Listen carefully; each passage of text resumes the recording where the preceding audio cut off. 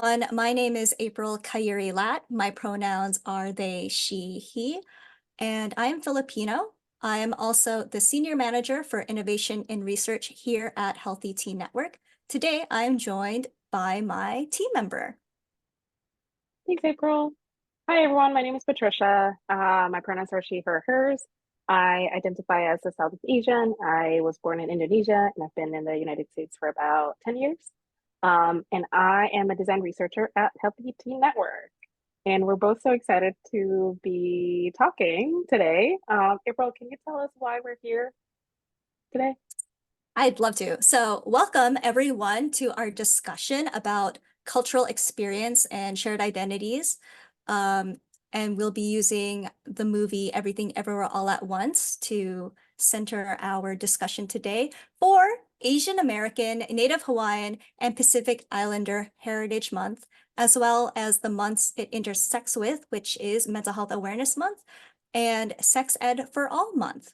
So just to give a little bit of a background, since 1990, the US government has designated the month of May as Asian American and Pacific Islander Heritage Month.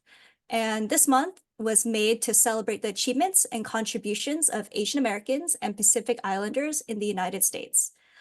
The month of May was originally chosen to mark the arrival of the first Japanese immigrant to the United States on May 7th, 1843, as well as the anniversary of the completion of the Transcontinental Railroad on May 10th, 1869. And if you're not aware, the Transcontinental Railroad was built with a lot of immigrant Asian labor, hence a very significant time for Asian Americans.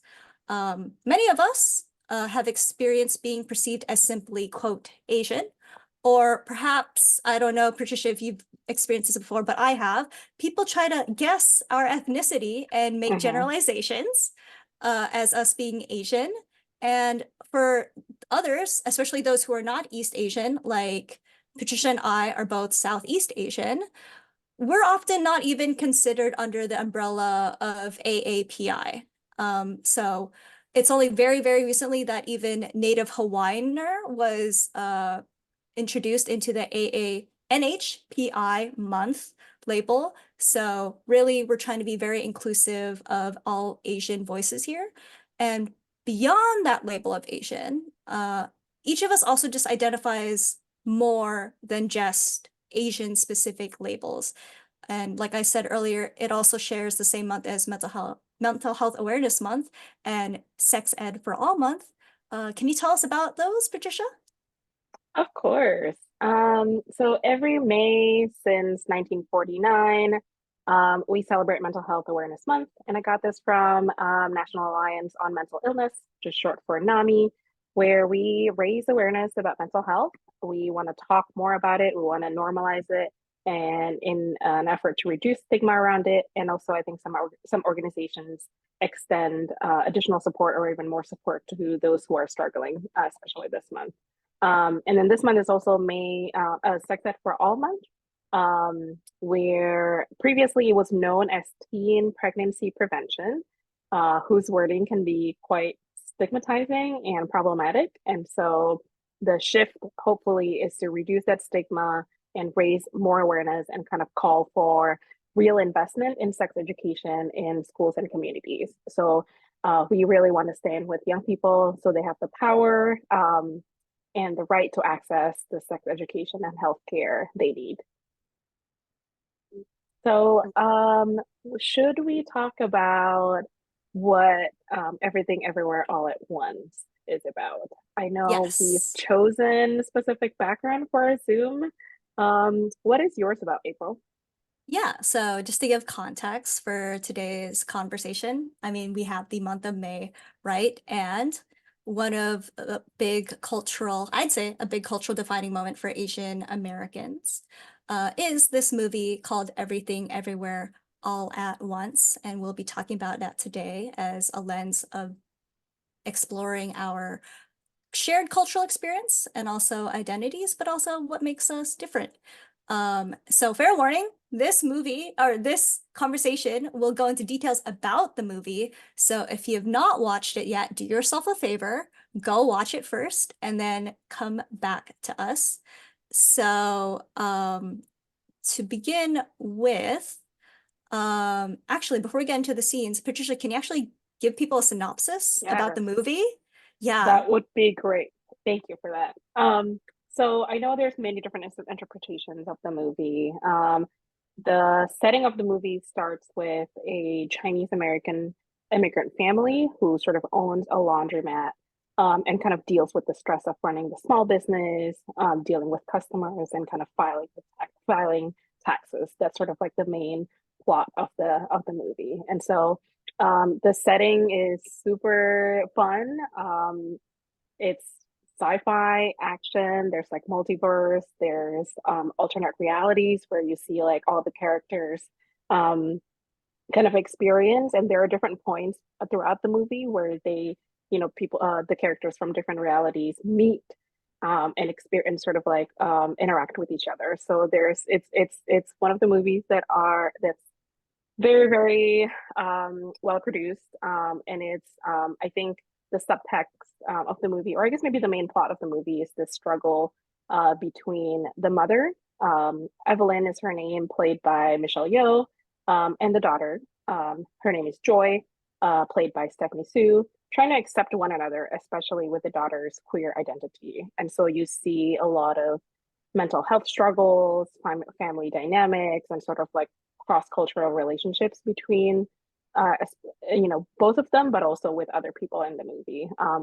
It's almost all Asian cast. A lot of like hints on, and we'll talk about this more, intergenerational trauma, language barriers, sort of like the immigrant experiences, and also even, you know, if we're going to go into like depression or like nihilism in a way.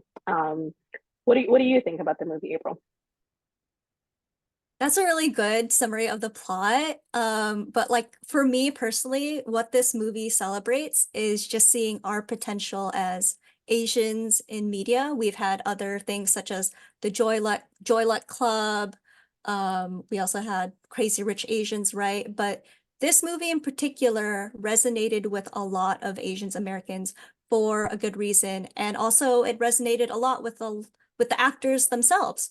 For the actors, they've stated in interviews before that they never thought this kind of opportunity would ever come up where it would allow them to like explore their identities in such a way. You talked about the multiverse, Patricia, and the original premise of the movie is very mundane. It's an immigrant family that runs a laundromat.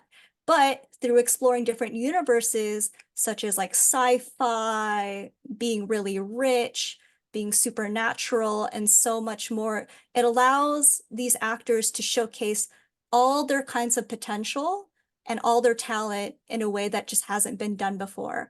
So to me, the significance of Everything Everywhere All at Once really is that it celebrates the everyday Asian person in all our multitudes, in all the ways that we can exist. Mm. That is Yeah. awesome. Yeah, I remember like not going to the theater, not having any context whatsoever about this movie. And I had watched like I think The Farewell the week before, and it was like all like really emotional and sappy. And I was kind of expecting that, and I was like, oh wow, this is completely like different from what I thought, which I was like much pleasantly surprised by. So thank you for that. Yeah. So, I mean, we talked about that the movie has multiverses. So we each chose a scene from the movie that represents a different multiverse. And we can start the conversation with that. I'll go ahead Mhm. and go first. So my scene over here, this is the lovely Michelle Yeoh playing Evelyn and Ki Hugh Kwan over here playing Waymond, her husband. So this is the iconic War Car Y homage scene where Evelyn is in an alternate universe where she never immigrated to the United States and her and Waymond never got married. And there are two iconic lines that Waymond says in this scene. One, he says, when I choose to see the good side of things, I'm not being naive. it's strategic and necessary. This is how I fight. And two, another quote is, in another life, I would have really liked just doing laundry and taxes with you. Um, and those two lines speak to me in particular because for the first one, Asian people are often in media regarded as weak. It is a unfortunate trope or stereotype. But here, Waymond subverts that trope and turns it into one of his strengths. And I also love that he celebrates the mundane in a world, honestly, where I think we keep getting asked to do more, to give more, to strive for more. Wayman saying that honestly, just doing laundry and taxes would have been enough to be happy. That hits. That hits. Mhm. Hmm. Mhm. How about Made me how about you, cry every Patricia? single It time. makes me cry, yeah. How about you, Patricia? Mine is a scene from I would say Joy's universe. So Joy's the daughter. Her other name is also Jobu Tupaki, Tupaki. And here we can see it's actually an everything bagel that she sort of like has been developing or kind of like worships. So you can see from the headpiece that she's wearing. Um, and the idea is that, you know, and she sort of said this in the movie too, that when you really, really, truly put everything on the bagel, salt, pepper, your hopes and dreams, or your past and future, it turns black. And it's sort of like, I think the idea is that like nothing matters anymore. And so I think this is such a metaphor for Joy's life, where, you know, we see Evelyn, who's sort of like this tiger mom, sort of like pushing her daughter to be everything, to achieve more, to be more, to do more. And the idea is that when you really, really, you know, sacrifice everything to be, you know, everything everywhere all at once at the same time, like it's sometimes things get messy and sometimes you get into this thinking that like nothing matters. And so it wasn't explicitly stated in the movie, but I think we can interpret that it was like Joy was dealing with some sort of like depression or kind of like suicidal ideation where she all she wants to do is really just to go into this bagel where it's another universe where all of her pain ends and you know she can just disappear. But I think what I specifically like about this particular scene is that she, you know, as much as Joy really wants to go inside the bagel and disappear, she also really just wants her mother, Evelyn, to like see things from her perspective. And I think like it really resonates with a lot of like sometimes with mental health, like it's easy to be like, you know, for those who are not experiencing the mental health struggles that a lot of people are experiencing, it's easy to be like, you know, just snap out of it, flip a switch or whatever. But like, you know, that's the idea is for them to be able to kind of finally connect and see each other's from their perspective. So I just thought it was really such a beautiful way of sort of like displaying that. So Yeah, thank you for that, Patricia. I really love that you started to bring in the conversation around mental health. I think one of the reasons why Everything Everywhere All at Once really resonated with a lot of Asian Americans when it came out, one is because it came in the aftermath of the pandemic, where a lot of mhm, Asian Americans were experiencing an influx of hate crimes mhm, against them.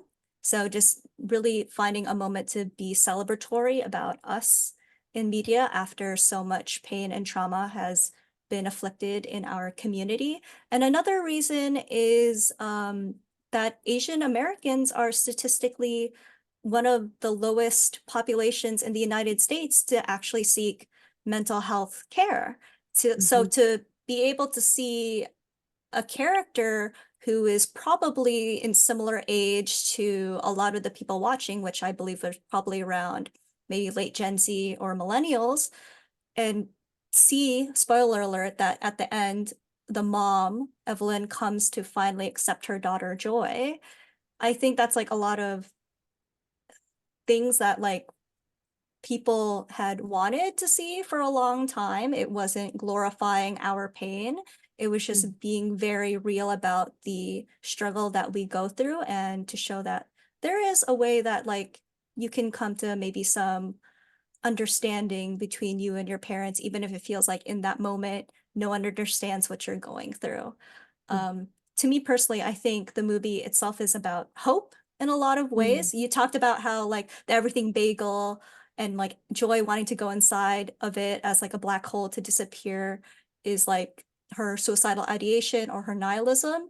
I also see the other side of it where Joy has spent all this time going through alternate universes to try and find a version of her mom that will actually accept her for who she is. And she didn't give up mm, in the end, but it took so much pain and a journey to get there, but she never stopped trying. mhm. And I thought that was like a really like two sides of the coin, a really Yeah. hopeful take on that. I got goosebumps just hearing you say that. I think it's also, we can see in the film where at every single universe, Evelyn and Joy always end up being together. And I think there's like one line, I don't remember specifically, but it's like, Evelyn, the mom, keeps saying, I'm still going to be here for you no matter what, through whatever it is that you're going through. At the end of the day, I'm still going to be here with you. And, what does it say when like through all these universes, we still end up together. So that's amazing. Amazing Yeah, writing. I love Um, it.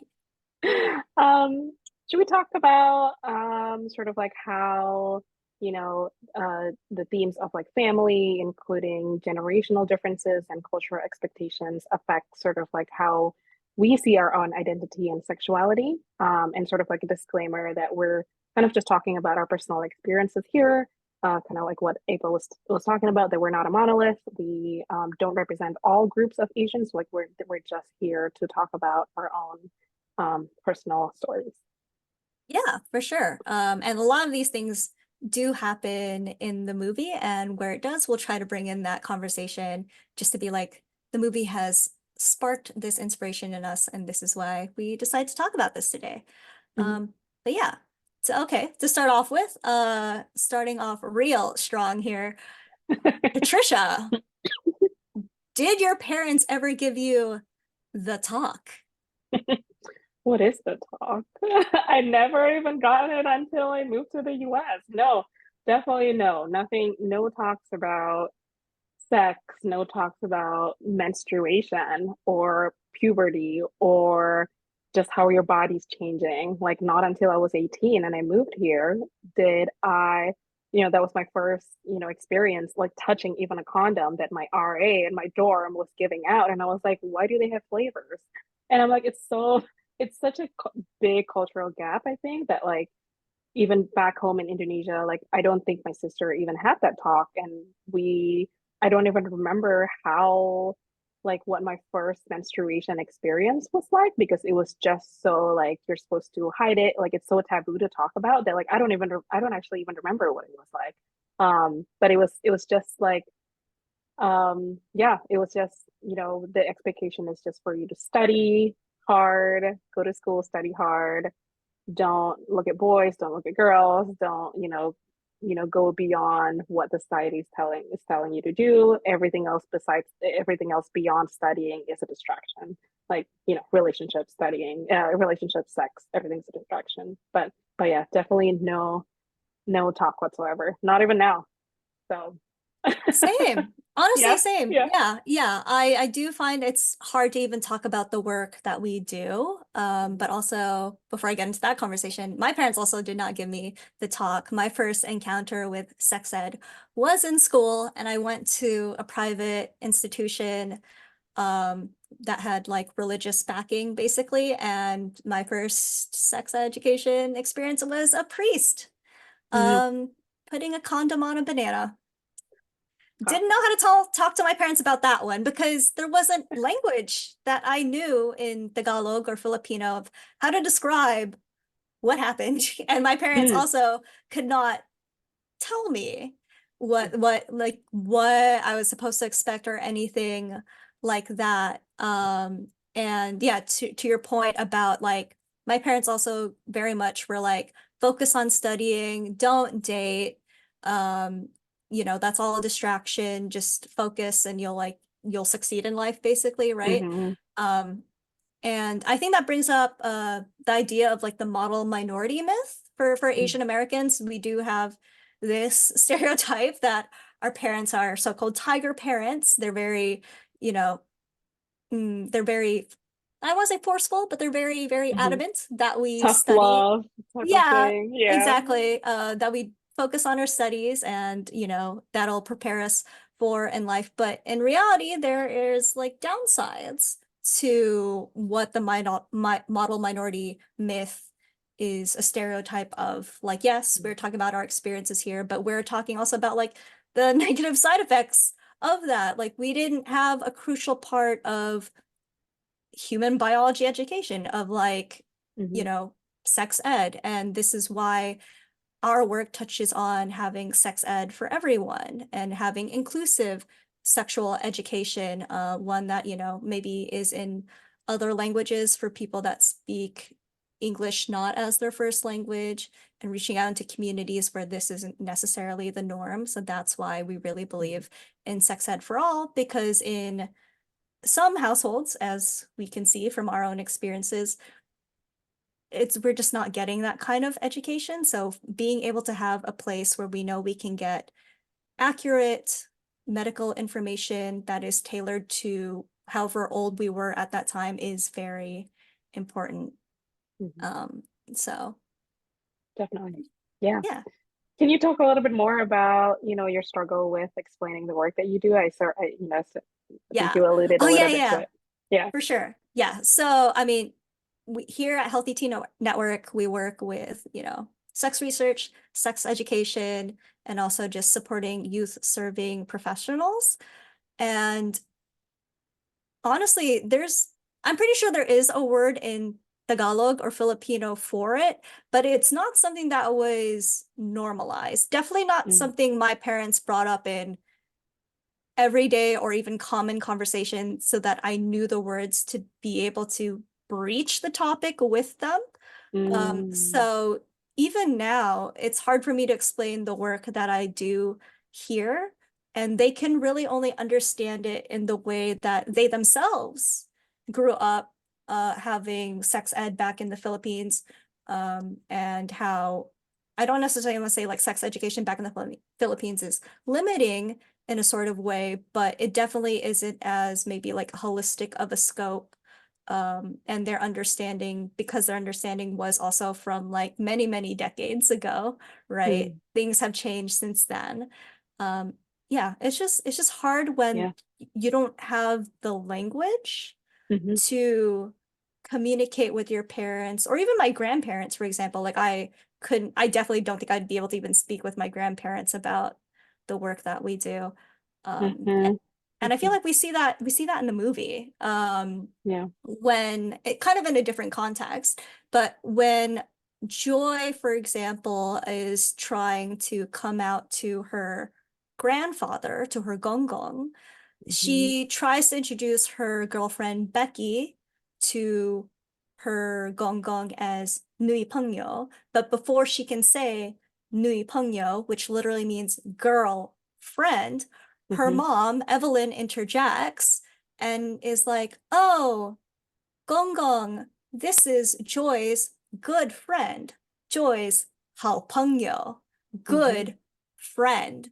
Hmm. Um, and it's really interesting to me that even if Joy were to be able to outright say, "Oh, Gong, this is my Nui Pengyo, this is my girlfriend," that's a direct translation of girlfriend, Hmm. it still would not resonate for the grandfather. Like Gong would still not be able to understand what that means because it is out of his depth of knowledge or his realm of knowledge. I guess Hmm. same thing for my parents. When I even describe the work that we do here, yes, there are words to describe it, but because they haven't encountered it before, I guess, Hmm. they can understand, but only to a certain point. Mm, mm. That's such a really great point. Like, um, I was reading too about the movie that there's language barriers even across all three generations. Gong Gong speaks Cantonese. Evelyn speaks Chinese primarily. And then Joy speaks English. So even then, there's like things. do get lost in translation. And yeah, you're right. Like, what if, even if we have language, like to the best to our ability, we translate, certain words and certain terms almost quite literally, like new pangyo, but maybe there's no understanding like what like of the concept of it, right? Like so that's really interesting. I think in Indonesian, we don't have a word for boundaries. Like I was talking about this to somebody else, and besides sort of like the physical boundaries, like fences or whatever, but like even talking about that with my parents or like with my relatives, like how do you even like there's no I didn't even understand that concept until I came here, right? Like that's such a it's a new concept that like that comes with the language and the culture that we live in. Like, let alone talking about gender identities or like sexual identities. We don't have a word for that. And sometimes, like, even pronouns, we use a very gender neutral pronoun, which is dia instead of she, he, and they. And talking about pronouns is, it's I definitely can't talk about it with my friends back home. It's just it's very different. Some like progressive people would probably be able to understand the concept, but like yeah, like you were saying with my grandparents, like there's no way that I can explain what that means. So um yeah. I know you mentioned that before in a previous conversation that I think queer terminology is also different in your language. Can you talk a little bit more about that? Yeah, so I know a few Asian languages, and so Mm, a thing that I've recently noticed, especially in my own coming out journey, when I wanted to describe my identity to friends in like different countries, like in Korea, for example, a lot of the queer terminology is literally the word in English, but with an accent, like with a Korean accent, for example. And I'm like, that's very interesting. Um, and again, it's just like that understanding of like, am I coming across and showing you my full self, or is there something fundamental about me that you cannot understand and perceive simply because of the language barrier? And I think again, that is something that Joy has a lot of turmoil with. mm, Um, Especially when the scene I'm thinking about is when her mom says like, I accept you. It's okay that you have a girlfriend, but you're gong gong. Like, mm, but your grandfather. And it's mm, that but, right? Like, mm, it's like, do you really accept me or do you not? Or it's like, is mm, this, does this love come with conditions, right? Is this not unconditional love? mm, And it may not be necessary to that point of like acceptance equaling love, but I can see how that kind of conversation of not being wholly accepted for who you are, and not having the language to describe yourself in that sort of way can be very frustrating and lead Joy to the suffering and turmoil that she goes through, mm, right? mm, And mm. so Yeah, yeah, can I relate. feel yeah, I feel that so much too. With like there's always a part of me that, people back home would never understand. Like, even outside of identities, like human-centered design, how do you even explain that? Begin to explain that in another language? I'm sure there are, again, like there are probably literal translations that we can use, but in terms of the concept, it's just hard to do that. And honestly, most of the times, like in explaining the work that we do, I'm like, design. I just do design and then just leave it for interpretation, right? Like, and I don't even get into it. But yeah, it's very. I think it's also interesting how when you said, but Gong Gong would not approve it. I approve it, but Gong Gong would not approve it. Makes me think about like how much of our identities as as children of immigrant parents or Asian parents are so tightly wrapped with what our parents consider successful or like what our parents consider to be right? Like how much of that is being influenced by that. Like, we have uh, our parents put a lot of pressure, my parents put a lot of pressure um, for both me and my sister to be everything everywhere all at once, and we just need to prioritize their happiness, like my parents' happiness, my parents' pride, even if it's at the expense of your own, like, our own happiness or life. Like it's not as literal as that, but like in terms of like the sort of like the message that they're putting out. Sometimes, like, they're passing down certain beliefs and parenting styles from their parents to us, and it's sort of like, how do we kind of break that intergenerational trauma and intergenerational differences between us. But yeah, it's it's it's definitely an uphill battle, in terms of getting parents' approval and sort of just your identities being yourself. Do you feel the same way too?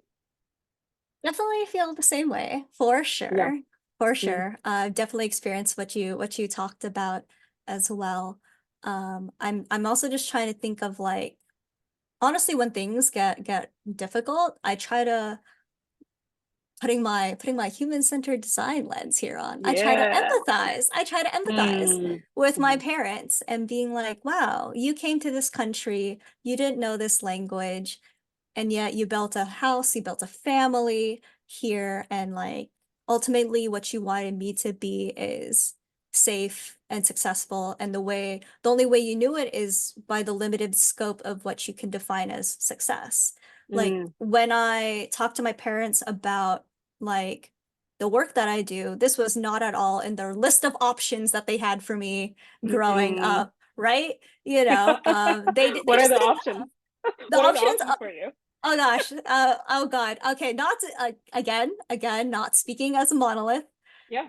but I'm also very conscious of how like things we say here may portray Mm, stereotypes. I'm just saying this mhm. is honestly my experience, and I know Yeah. people can relate. So the options were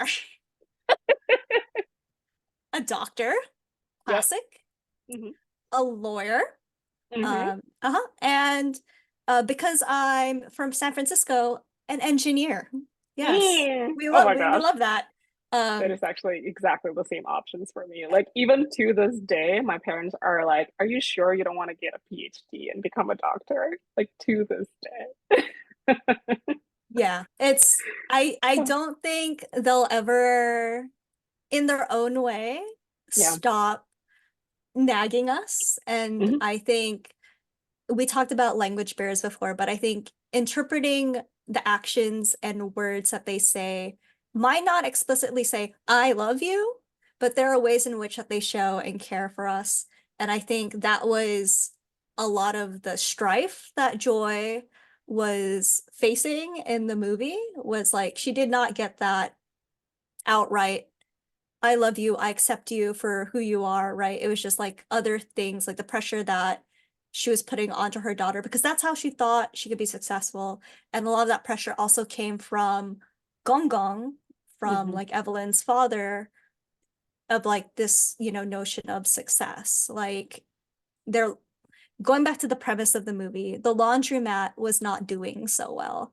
Hmm. Hence why they had to do all these taxes, hence why the marriage is kind of rocky, right? There were issues there that were brought upon, the pressure that Evelyn was feeling and she couldn't hold it all at once. And that kind of tumbled onto her daughter.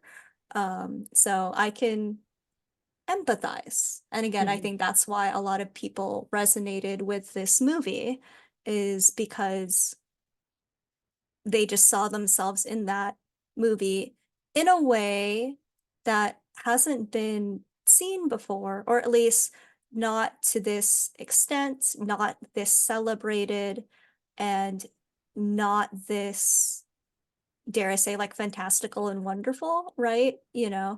Um, so that is my take on everything Yeah. everywhere all at once. I love it. And I love how the ending of the film is somewhat like resolved, but not really. Like, they did come together. Evelyn did sort of, when Joy was about to leave, Evelyn was like, "Hey, stop, I need to talk to you." But then she was like, "You need to eat less," or something like that. It's like a typical way of, like, saying I love you in a different way, I guess. But it's still sort of like, they hugged it out, but it's still like, they're both crying. It's kind of still open to interpretation. Like I think it also I kind of like it that way too, so it doesn't simplify mental health and, cultural barriers and trauma into a single movie, but like yeah, in a way that it's still, what would they do after this in all the other universes that they've interacted in. So it's such an amazing movie. Yes. All right. Any other thoughts before we wrap up our time together here, Patricia, about the movie, about Yeah. Asian Americans, here in the States, what it was like for you, any Mhm. other things that the audience should keep in mind around the Mm. significance around this month? Yeah, I mean, I can talk about this movie forever, for hours, but I think maybe, which I think usually with awareness months, like we tend to put a lot of attention and put a lot of effort specifically for that population or that community in this month only. And I see that across all the other awareness months. I think maybe just a call for us to continue the advocacy and the celebration beyond this month, and kind of be mindful of like, what we talk about, like how we, um, what our stereotypes are with, Asians being a monolith, and, just be mindful or like being celebratory of our individual experiences. So that was it for me. How about you? Yeah, just to wrap up our conversation here today, I think one last thing I want to leave you all with, not just you, Patricia, but everyone listening or watching this, is I personally think that there is a misconception that by celebrating one culture specifically, that we have less space or capacity for others. Mm, But I definitely do not think that is the case. And we don't go around raising awareness for things like disease, for example. Like no one goes to a cancer fundraiser and then worries about like, oh no, we're not giving attention to Alzheimer's. Like who says that? No one says that. mhm, So I think what it comes down to is that our differences are what makes us special and beautiful and amazing. But also, despite all our differences, there are a tons of points of commonality. And I hope that our discussion today helps highlight how AHPI month can be a way to celebrate both what makes us a part of this really amazing community, but also our individual strengths.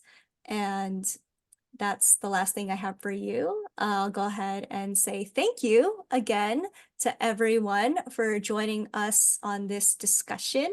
And we hope that you learn something today, whether it's like the history behind ANHPI month, whether it's some statistics about Asian Americans here in America, or how this movie has helped us make headways in Asian American communities even years after its release. It's still a mm. topic of conversation. So again, thank you for your time today, and we'll go ahead and wrap it up here. Thanks, everyone. Bye.